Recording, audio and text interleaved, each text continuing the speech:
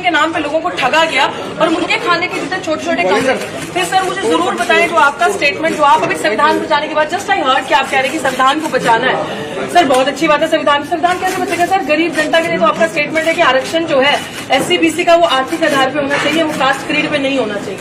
ये बहुत ऐसी चीजें सर। और दूसरा, चंडीगढ़ में तो सर आपकी गठबंधन है कि ठगबंधन है सर, मुझे समझ नहीं आ रही थी।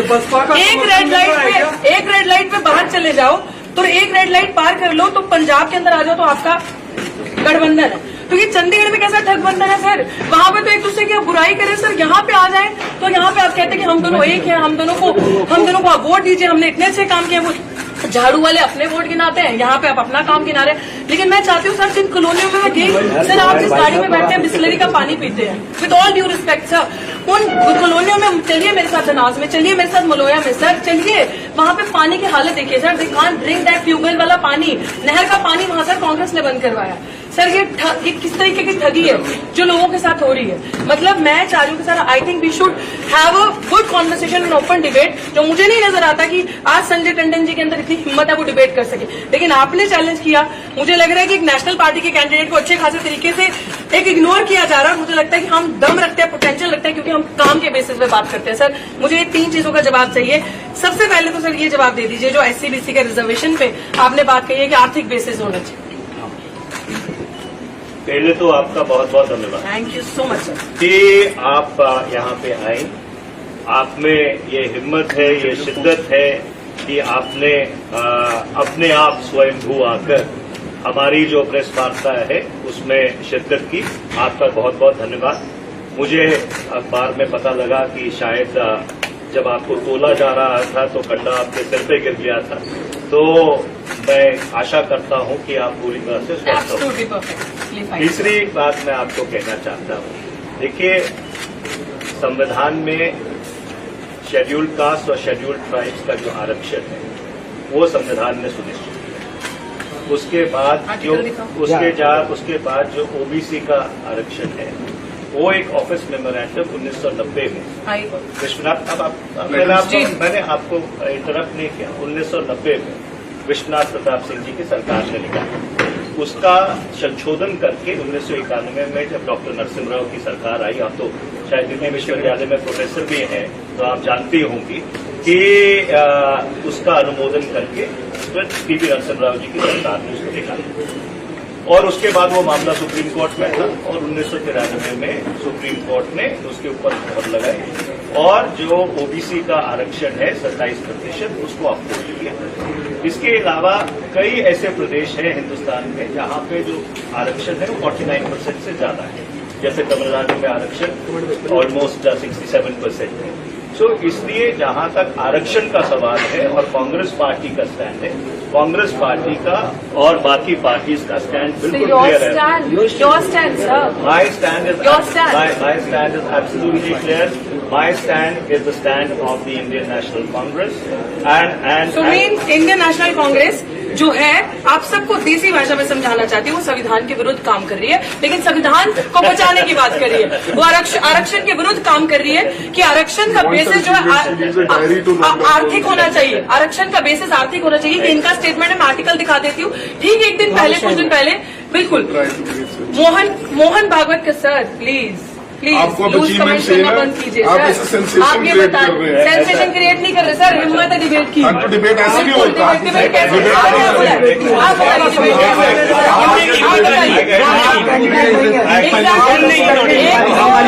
एक तो रिजर्वेशन के खिलाफ बात करनी है सर, वो कैंडिडेट नहीं। संविधान को बचाने की बात करनी है, बिल्कुल गठबंधन नहीं, वेरी नाइस।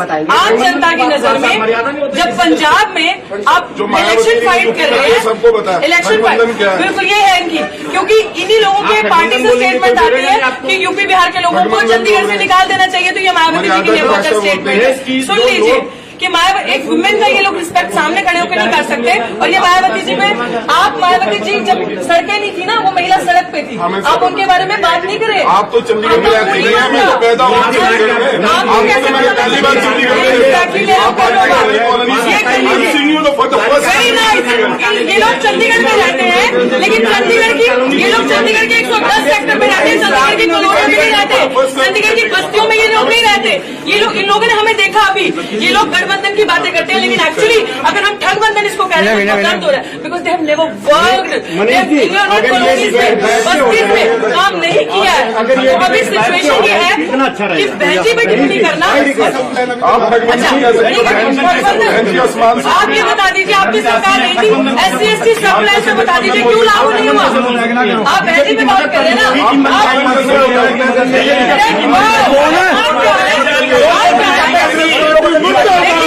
इनके पास कुछ नहीं है। अब हम बीजेपी की बी टीम बता देंगे ये काम में गठबंधन, जनता को ठगना, जनता के लिए काम नहीं करना, कॉलोनियों। ये लोग चंडीगढ़ 1 से 10 सेक्टर का दिखाते हैं, ये लोग बस्तियों का चंडीगढ़ नहीं दिखाते। जो चंडीगढ़ कॉलोनीज में बस्तियों में बसता है, डंपिंग जोन खाली बीजेपी की देन नहीं थी, कांग्रेस की देन भी थी, और दोनों ही एक थाली के चट्टे पट्टे हैं। दोनों ने गरीबों के लिए कुछ नहीं किया।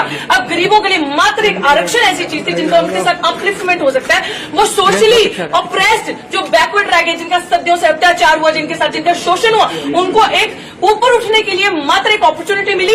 ये कह रहे हैं कि कांग्रेस का स्टैंड है, इट मीन्स कांग्रेस का स्टैंड एंटी रिजर्वेशन स्टैंड है, कांग्रेस का स्टैंड दलितों के खिलाफ है, कांग्रेस का स्टैंड बैकवर्ड समाज के खिलाफ है।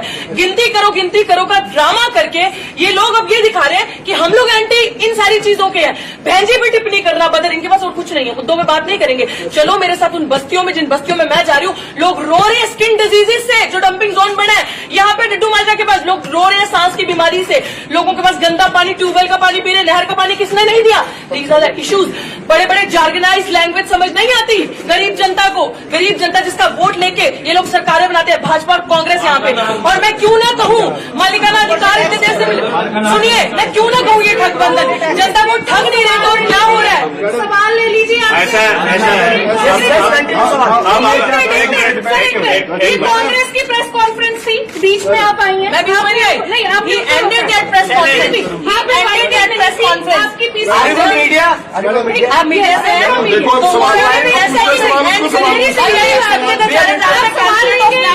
सवाल लेंगे, सवाल लेंगे, ऑफकोर्स लेंगे, बट सवाल लेंगे, जवाब ले रहे हैं, जिस तरीके से आप मायावती जी का एलिगेशन लगाना, हमें भी दिखाना,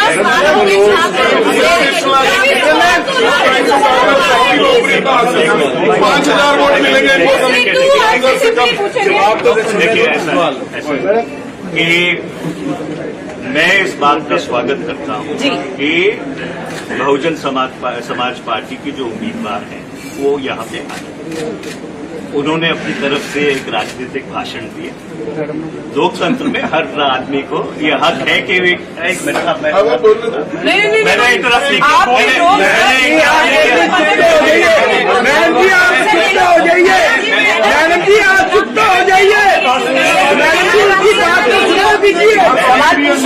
सवाल पूछ रहे हैं, पूछ रहे हैं, आप चुप हो जाइए, उनकी बात रखने दीजिए।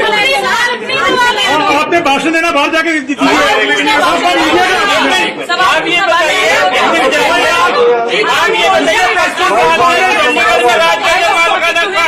कांग्रेस बताइए कहाँ मालिकाना देके गई है, ये भी देके गई है, चैलेंजिंग दी पार्टी, बताइए जवाब दीजिए, मीडिया वाले बताइए। एक मिनट मैडम जी, उनको रखने दीजिए, मैडम उनको रखने दीजिए, मैडम उनको रखने दीजिए, आपको रख लीजिए। बिल्कुल सुनिए पहले, आप उनको बात रखने दीजिए ना, आप उनको ये सवाल ही नहीं ले रही है, बंद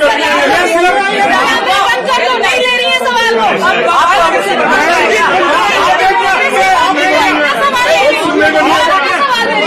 सुनिए,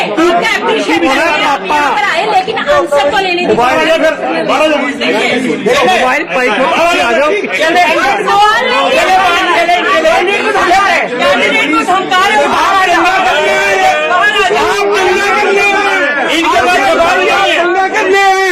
आप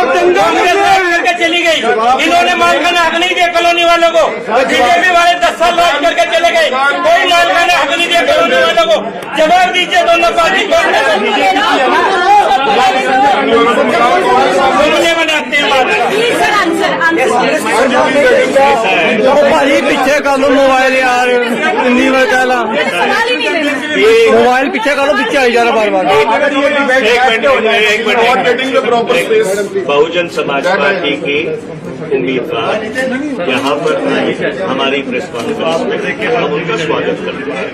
लोकतंत्र में हर व्यक्ति को यह आजादी है कि अपनी बात करें। मैं साफ तौर पर यह कहना चाहता हूं कि जो पूरी इंडिया अलायंस है वो भारत के संविधान को बचाने की लड़ाई लड़ रही है। ये लड़ाई लड़ रही है कि 2024 इस मुल्क का आखिरी चुनाव नहीं होना चाहिए। जिस आधार पर ये मुल्क काबिज है, जिसको अंग्रेजी में आइडिया ऑफ इंडिया कहते हैं, उस आइडिया ऑफ इंडिया को और सुदृढ़ बनाया जाना चाहिए। पिछले 10 वर्ष में यहाँ पे भारतीय जनता पार्टी की सत्ता रही है। अगर कोई जवाबदार है तो भारतीय जनता पार्टी जवाबदार है। उनकी 4 इंजन की सरकार रही, ऊपर गृह मंत्री, नीचे राज्यपाल, उनके 10 साल से सांसद, 8 साल उनका कॉरपोरेशन के ऊपर कब्जा, और पिछले 10 वर्ष में चंडीगढ़ का कोई विकास नहीं हुआ। अगर यहाँ पे लोगों को कॉलोनीज में रीसेटल किया गया, वो काम कांग्रेस पार्टी ने किया। अगर यहाँ पे हाउसिंग बोर्ड के मकान दिए गए, वो भी कांग्रेस के जमाने में हुआ था।